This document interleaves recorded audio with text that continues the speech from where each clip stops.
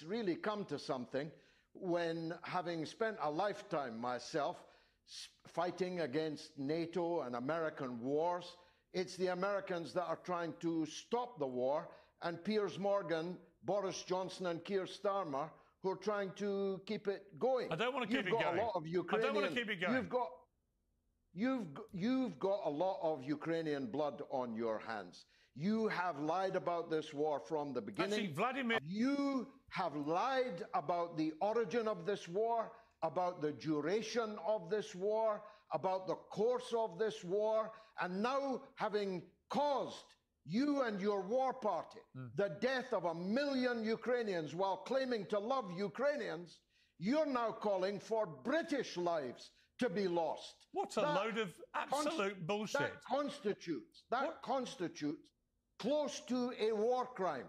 You're going to regret it when very soon Zelensky is sitting in a beachfront villa somewhere counting his ill-gotten gains, and all the secrets of the rampant corruption between the Democrats and the Zelensky regime begin to tumble out of the cupboard. This war did not begin 3 years ago. You very well know that it began in 2014. You very well know that it began with a coup against the elected president of Ukraine, backed by Victoria Nuland and the administration at that time, and supported by you.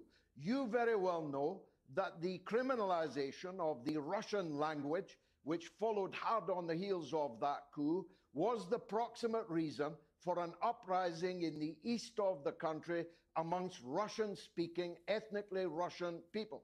You very well know that Zelensky and his predecessor rained down shot and shell on the people of East Ukraine for 8 years before Putin intervened in 2022, and that 14,000 people, most of them women and children, were killed in that onslaught. You very well know that Zelensky was preparing for a final onslaught, a final solution. And while I'm on that subject, you're always telling us how much you love the Jews. You're supporting a regime which puts up statues to Nazi collaborators, to generals of the Galician division of the SS.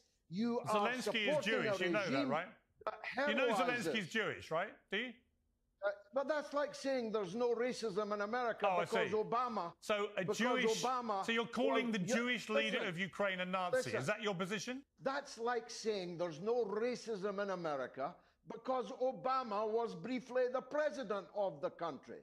The entire western part of Ukraine played a decisive role in the mass murder of Jews and Poles and others in the Second World War.